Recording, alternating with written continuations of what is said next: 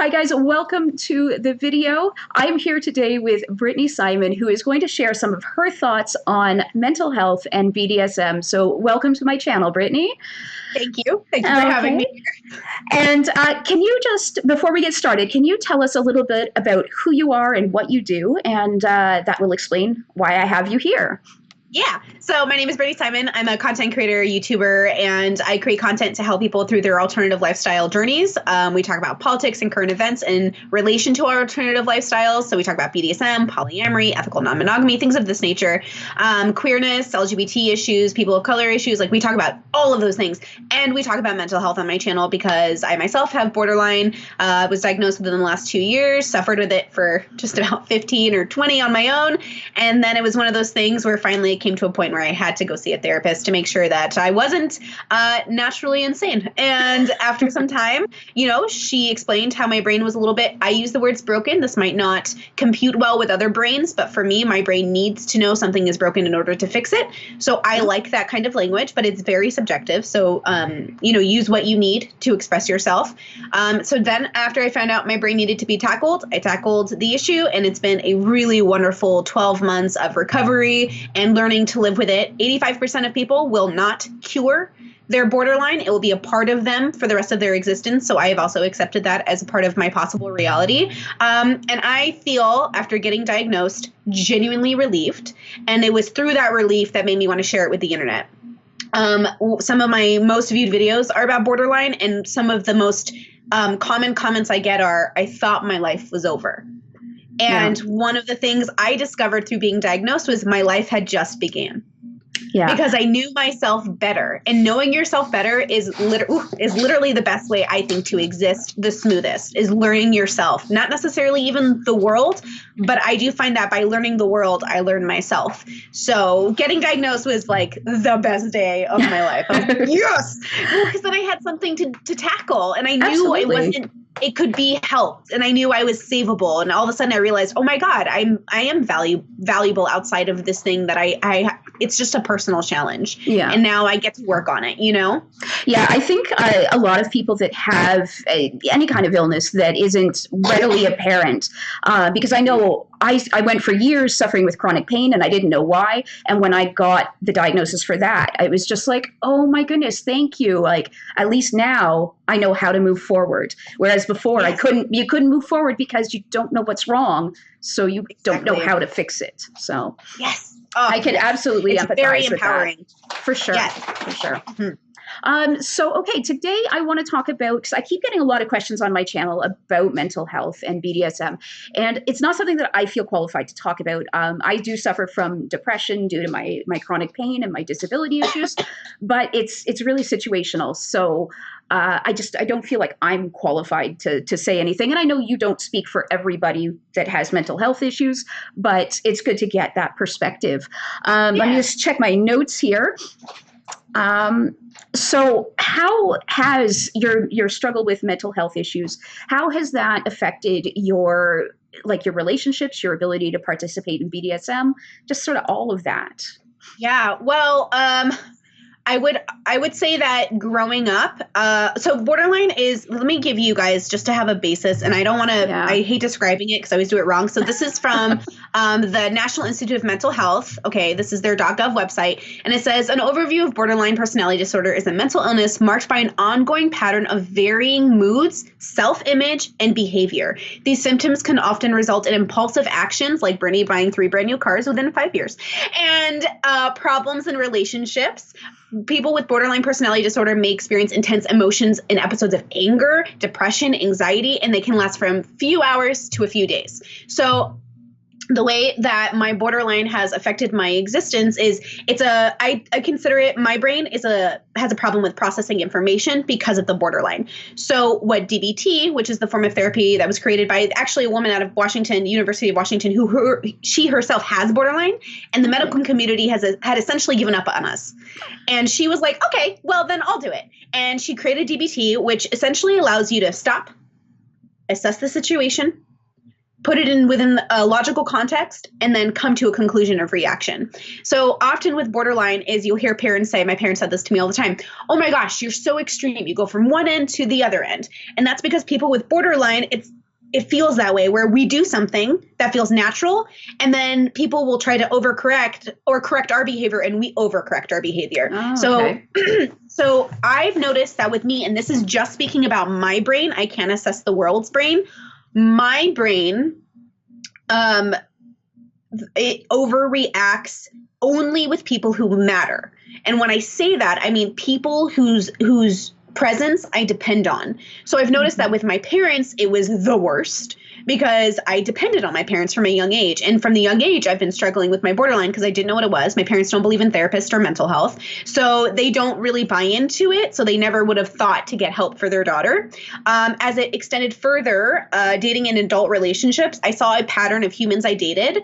I saw that not knowing what the issue was did contribute to my relationships not working out, as well as the kinds of humans that I attracted, which was interesting. And I'm still trying to build a theory on that, why certain people are attracted to certain people. But in relation to BDSM, it actually has been fascinating. I have a few play partners. I have established play partners. They have never seen me react negatively in a scene with them because they are people who I trust, yes, but who I don't do deep, intense, like mental scenes with. They're people I do a lot of sensation play with, people I do masochism and sadism with, which is, I'm a masochist, so naturally that's a good positive feeling. But when I do mentally heavy scenes, especially with established partners, I have noticed that if there is not a huge foundation of trust there, I will have a panic attack mid-scene. So okay. I will move out of the scene quickly. I mean, I think the quickest scene I ever did was 10 minutes because 10 minutes in, I was like, no. Like something was wrong with the way the scene was going. So I have created tools to negotiate with my partners, to warn them that if we do X, Y, and Z, this is a possibility. I have learned myself through the scene. Now, funny enough, I was in the scene for like 5 years before I got diagnosed with borderline and had never been an issue before. It was only because I had established a DS relationship with another human and started to do those really intimate emotional scenes that I found out what my triggers were. And this human did encourage me to go to therapy, and I'm glad that they did because I ended up learning so much about my own brain that I didn't know before. And then now that I'm healthier, I'm doing a year off of relationships and intimacy and just focusing on established partners. And what I'm trying to do is I'm trying to build it so as I meet new humans, I can relate to them the best ways to cope with the fact that my brain processes information differently. And that's how I see it. My brain processes information differently. So I need to be in charge of figuring out how it does that. And so I can convey that to my partners. But otherwise, I just see it as sort of a interesting thing to kind of deal with. But as long as I'm the one understanding the challenges and conveying it properly, it has not been an issue. Okay. And I like your way of approaching that, where my brain processes information differently. I think that that's a really good approach because that sort of takes a lot of the stigma away from it. And it's just like, oh, okay, like that's something I can cope with. Where like, oh, okay, some mental health illness that I don't know what it means. I don't know how I can cope with that. But if you tell me, I process things differently. It's like, oh, okay, how differently, and we can work from there very easily. And I think anyone, if they're willing, can work from that information. That's exactly how I view every single challenge a human has. I'm like, you process pain differently. Your body copes with it differently. So if I also I find that again, therapy really helped me to reevaluate how I saw the world. And if I see the world like that, my life, I found such great inner peace. Like, honestly, I'm like, oh, humans, I understand humans so much better if I just look at them as people who process information differently than I do. Yeah. Yeah. I think that that's a good approach that we could all learn something from, for sure. Mm-hmm.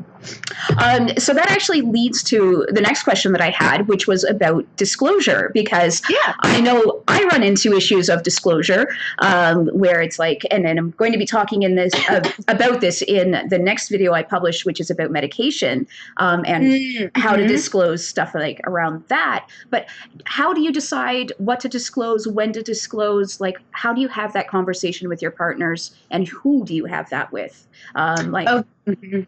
Well, okay, so here's I believe in transparency. for myself. I think it's really important. I'm also a public figure. So, I mean, if people watch my stuff, they know it. I'm going to assume people don't watch my stuff. So when I negotiate with people, if it's for romantic relationships, like if I'm on a date with somebody, first date, I'm like, hey, I have borderline.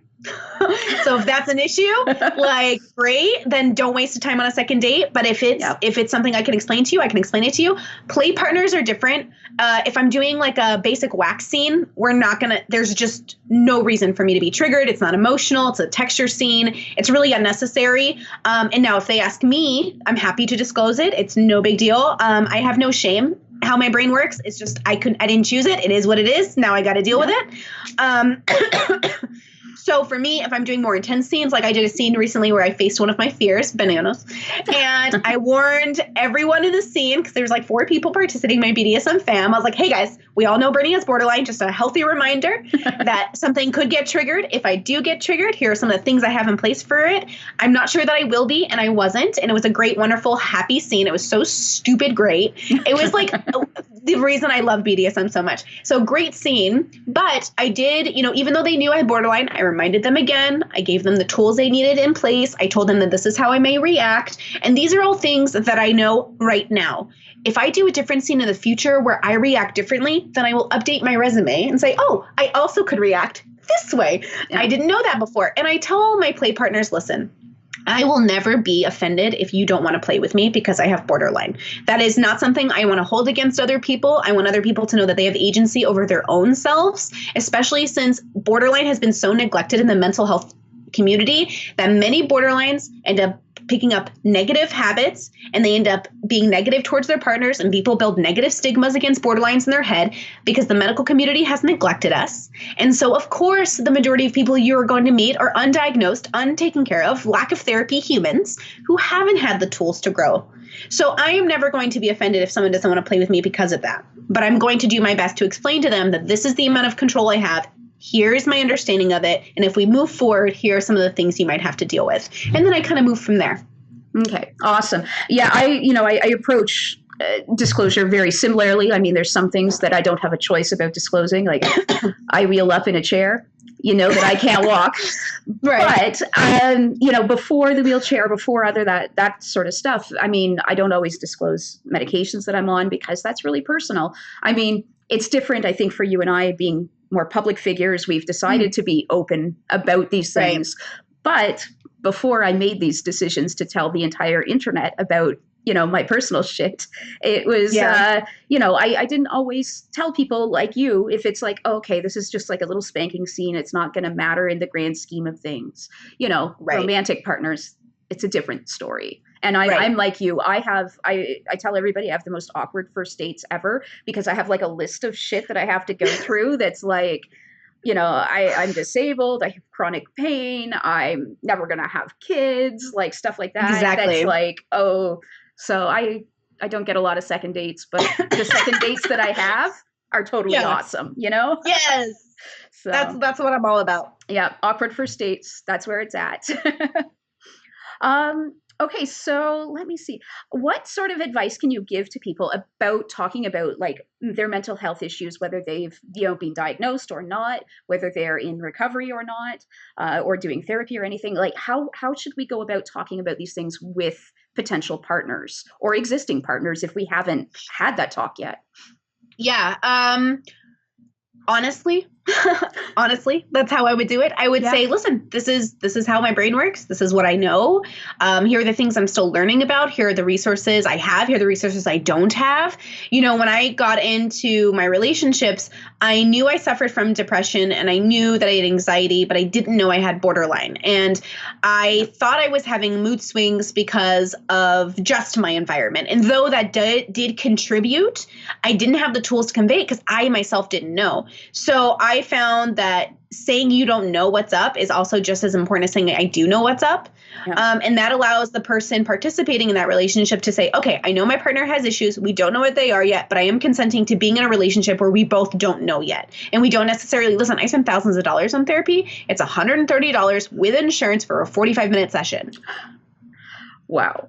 Like, okay, so I spent a lot of I spent a lot of fucking money. So I saw that investment of money going into debt, putting it on my credit card as the same investment I would make going to college or for sure, fixing a broken arm or anything else. And you know what? Guys, I used to want to kill myself every 2 days. I was a mess and I was working 90 hours a week. I was hustling. I always brought in the money, but it didn't matter that I was bringing in the money because I wanted to die in my fancy ass apartment every day. Like it didn't matter. And by fancy ass, I mean low income building, but it was built in 2012. So it's kind of fancy. It's the fanciest apartment I ever lived in, even though it was low income. Okay. So I was like really proud of myself, but I discovered that after getting diagnosed, after going to therapy, everything got better. My play got better. My relationships got better. My inner peace was so apparent that I was like, whoa, this is what, and I asked my sister, I'm like, is this what happiness all the time feels like? She was like, yeah. And I was like, whoa. Now I do have chronic depression. So I do have borderline. So I won't always have a normal common brain. I don't even mean to say normal, a common brain ish, though I think 1 in 10 people suffer from a mental illness. So I'm not really sure that we're not the common, you know what I mean? So it's kind of one of those things. It's a weird thing to think about. But I think acknowledging that and then acknowledging how the world sees you is also important. I came out with borderline and people try to use it against me all the time. And I understand why they're doing that. I think that if you look into their brains, it is a logical step considering the way the mental health community alone has stigmatized us. But I am hoping in the next 10 or 15 years, it won't be as bad and it will be better communicated. So for me, communicate honestly and be upfront with what resources you do and do not have. Mm-hmm. I like that you mentioned like having to go into debt to get the therapy that you needed. I know, like, I mean, I'm Canadian, so we're kind of used to having free healthcare. I mean, it's paid through our taxes, but mental health care for the most part is not covered under our government insurance. You can get some small amount, but the wait list is a couple of years. Typically, it's ridiculous. I mean, like, especially if you are in crisis mode. And if you are in crisis, you can get free mental health care through an ER if you are there. But so, I mean, and it's about the same rates. Like, I know we're usually looking at between 100 and 150 an hour.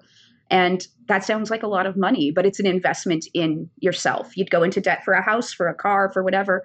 It's not, I mean, it's weird for Canadians to say you should go into debt, or I mean, I'm not going to tell you should, but to go into debt for medical reasons. But I think that it is important to consider because, I mean, like you said, you are much better. I know. Oh my gosh. Mm-hmm. I'm doing therapy right now for just coming to terms with my current situation and the depression that comes with it. And my therapist has been the best thing that's happened to me, like hands down. That makes me so happy. Yeah. Like all the other doctors, they're not able to help me. My therapist is able to give me the tools to move forward. Yes. And I love her for it. I want to share one more thing on that front before we move on to another question. But I will tell you this.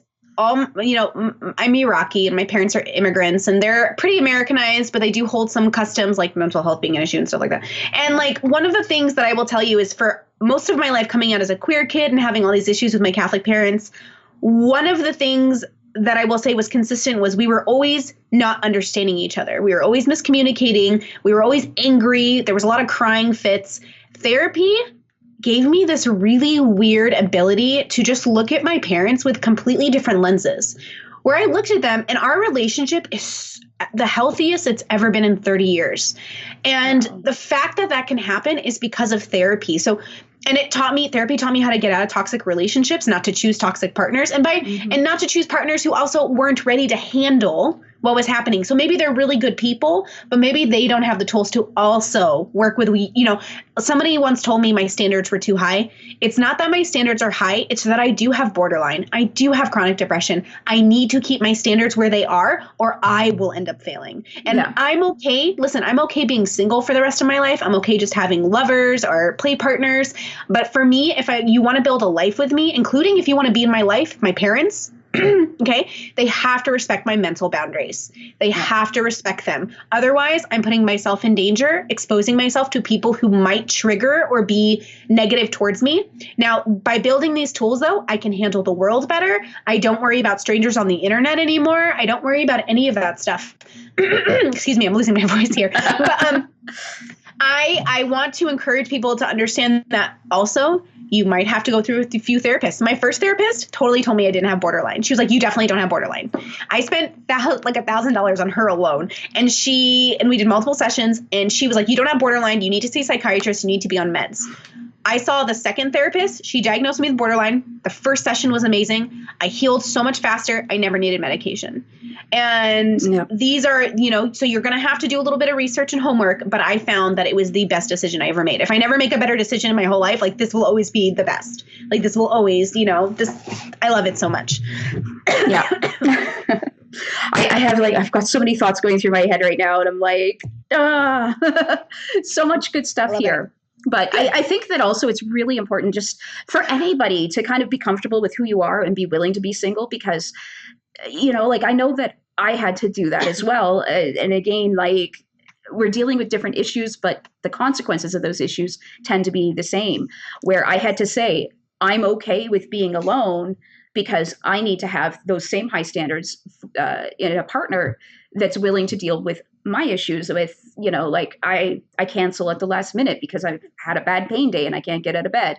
I do all these things that are probably really annoying, but I can't help it. This is my reality. So I think that knowing that about ourselves and knowing that it's okay if we're, maybe not going to have a romantic relationship, or not for a period of time until we find the right person, being comfortable with that is really important. I see so many people that, especially that are kind of new to BDSM, that want to rush in and they want these like really intense relationships right away. And I'm trying to tell them, like, slow down, please. You've got your whole life to do all of this. Like, yes. Yes. And BDSM is I always say there's BDSM light and BDSM deep. Both are valid. If you're going to go BDSM light, those are great, fun, awesome, fun scenes. But if you're going to go deep, if you want to have those moments where you're challenging trauma, or you're challenging your past, or you're challenging whatever, you have to understand there are mental consequences to these actions, and it can take a huge toll on you. So you have to be prepared to handle it. And I think many people want it because they see the romanticized version of it on Tumblr or whatever online website. That's all well and good, guys. But when you're in it, it is vital that you take responsibility for everything that's about to happen or could happen, and understand that, there will be bad scenes and you will have consequences. I mean, I could tell you about some drop days. I could tell you about permanent injuries I have from BDSM. I could tell you about all the mistakes I've made, and I'm going to tell you not to make them, but you're going to probably do it, and you're going to make them. And so it's a matter of coming back from them without having possible long-term damage from it. Just experiencing it and acknowledging that, sometimes things go wrong. Let's not make that mistake again. You know what I mean? Yeah. Excellent. So that actually brings me to yet another question that I had regarding using BDSM to work through some of your mental health issues. It's something I get asked about a lot. And as I explained to you earlier, my reactions are kind of all over the place. There's part of me that says, no, that's your partner isn't a therapist. And then there's part of me that's like, well, I mean, if you negotiate it out, you're honest with each other, you're honest about the consequences, why not? So what do you think about this? And have you done it yourself, if you care to share that? Yeah, totally. So I've been in this scene 8 years, and I believe that BDSM is not therapy. I believe therapy is therapy. So unless you are therapy, you are not therapy. If your priest is not therapy, your rabbi is not therapy, therapy is therapy. So what other things are Band-Aids or coping mechanisms. And I believe that BDSM, when done correctly, can be used as a coping mechanism or a adventure into the mind, understanding that there can be severe consequences considering your level of, I guess I would call it my level of damaged is the word I would use for myself. If that's not a word you would like, that's okay. But I do believe that if you have serious mental health issues, then you should see a therapist first, then move into BDSM harder. That doesn't mean you can't be in the scene. That doesn't mean you can't do light scenes. That doesn't mean you still can't participate. That doesn't mean. You still can do BDSM, but I would caution you to stay away from harder scenes like reliving sexual trauma is something that I have been considering for a really long time. And I'm not sure that I'll ever be ready to do that, but it is something that I think of often. Like maybe I could recreate the scene, but have me come out on top at the end, or maybe I can do this, but I'm not, before I do something like that, I'm going to need to make sure that a lot of things are in place for it. So I'm not even going to touch it right now, but it is something I'm considering. And I think that as long as you have that in mind, now I haven't done it perfect over the last 8 years. There have been instances where I did a scene that so triggered me and I just didn't know it was coming. My partner didn't know it was coming. Like we could not have, I don't think I could have planned for that to be as horrifying as it was. And after it was done, it was one of those scenes where I sustained an injury from it. And looking back, we reassessed it and I have no hard feelings. I don't think he does either. I hope he doesn't. And I think that we learned from that moment and we said to each other, okay, it's time to be more aware of what we're doing and how we're going to do it. And I also had to listen, so I'm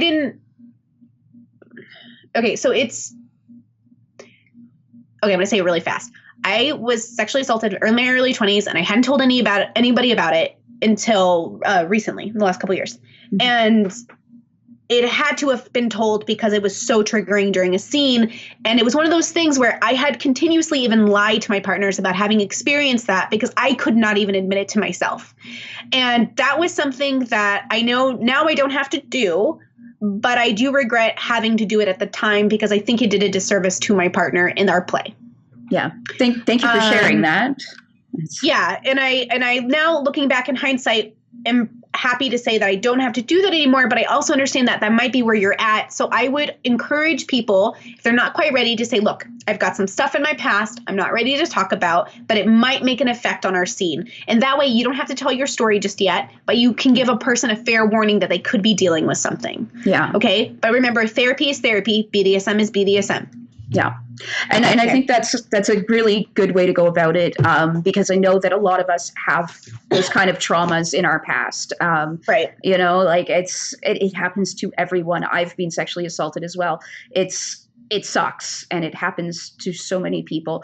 But yeah, if you're not ready to talk about it, just saying, hey, these are the things that will probably trigger me. I don't want to talk about it. Just be aware that there's this stuff. And mm-hmm. I mean, that's something that I do with just more casual partners. I let them know that I have a couple of little triggers here and there that, there's just stay away from it. Like we're not going into details, stay away from it. And then again, like you with more intimate partners, I will, tell my story. But, that's a night where you need a couple of glasses of wine and time to cry.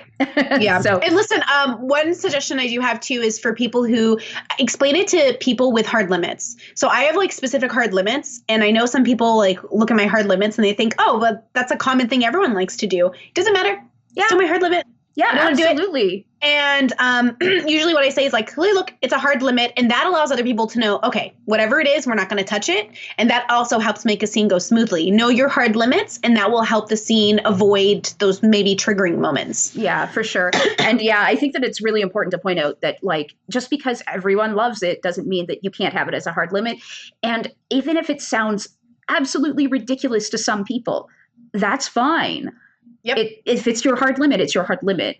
And that ridiculous or not, it doesn't fucking matter. I had somebody reach out to me and they said that a BDSMer on YouTube, and I want to know who said it, said that if you don't like hair slapping or spitting or any of those things, you're not BDSM. And I was like, excuse? Who said that? I need to call their mother. Who said that? Yeah. What? No, that's not how that works in BDSM. It's about consent. And if I don't like spit or hair pulling, fuck off, Yeah. And I think that those are things that there's a lot of people I know that don't like either of those things that are, you would not question that they're into BDSM because they're doing all kinds of other shit. But exactly. It makes no sense. And yeah, I'd love to know who said that as well. Mm-hmm. So if anybody knows, please let us know. Let me know. I'm curious. And finally, I just wanted to ask about any specific challenges that you faced with stigma because of mental health issues in general, or BPD specifically, because I know that is really, really stigmatized, as you've said. But just the ignorance of people, or anything like that you've had in the BDSM community, honestly, the BDSM community has been really kind to me. And in 8 years, nobody's ever made my mental illness an enemy. They've maybe not played with me, or but I don't know that. Like, no one's ever said it to my face. I've had a really great time in my community. I've been to many scenes, and everyone has always been very kind to me. I have never had that issue, but I know some other people might have had that issue. And so I honestly, like, I can't say anything but good stuff when it comes to that. Good. I'm so through. I'm kind of surprised, but I'm so happy at the same time, you know? I know that myself too. I mean, I've had a relatively good experience. There's a few people that say disparaging things about me because I can't walk. I'm like, okay, you're a terrible person. Yeah. Cool. But at the same time, I mean, I'm sure there are people who've chosen not to play with me, and that's fine. Like, I think we need to draw that line between, like, okay, saying bad stuff about me because of my disabilities or you because of your mental health issues, that's not cool. But not playing with either of us because you've made that choice for yourself, it's not something you can handle right now, whatever, that is also totally fine. No one's going to give you shit for that, because we all need to make the decisions that are best for us. And, you know, so if it's not something you can take on right now, that's fine. So I just want to make that really clear to people, that I'm not saying like you have to play with all of us that have any problems, whatever, that are broken. I use the same word for myself. I like broken. Yeah. But, you know, you don't have to play with us. We're not going to take it personally, as long as you're not an asshole about it, really. Like, yeah, because it doesn't, well, I think sometimes with me too, is that I think the only negative experience I've had in the scene is when, no offense, but newish people off the vanilla scene bring in vanilla culture into my scene, and they treat me like a vanilla girl, right? They'll enter my scenes to compliment my body. They'll assume I'm a little because I have a Disney tattoo. They'll want to play with me until they see me do a masochistic scene, and then they're like, oh, whoa, you're a freak. And I'm like, yes, I am. Like, wear it proudly.